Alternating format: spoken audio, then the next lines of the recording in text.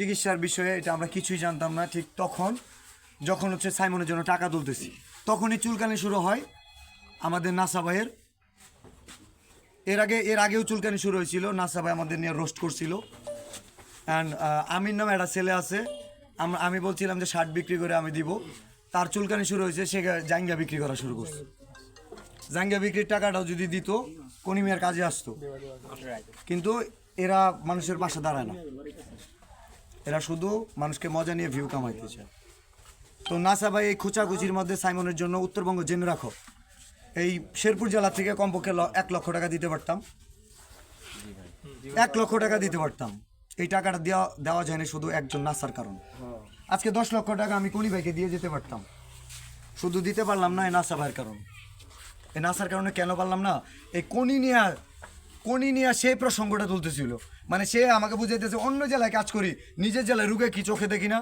এই যে চোখে দেখি 48 ঘন্টা ধরে 10 জেলার কন্টেন্ট ক্রিয়েটর নিয়ে দাঁড়ায় আছি একসাথে। কিন্তু তার সাথে যে ছাপড়িগুলো জাঙ্গা বেচতে ছিল আমিন, সে এখানে আসে নাই। বাপের ভাই নাসা, ওই নাসা এখানে আসে নাই। কিন্তু খাজ্জানি চুলকানিটা তাদের ছিল।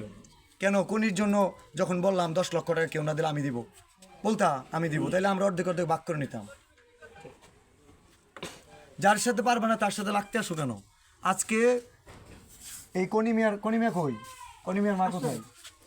আমরা কনিকে যে টাকাগুলো পাইছি এটা দিয়ে দিই, বাকি দায়ভার নাসা এবং নাসার টিম মেম্বার সবসময় শেরপুরের কন্টেন্টারদের রোস্ট করে, মিমস করে, হ্যাও করে কন্টেন্ট বানাইতো।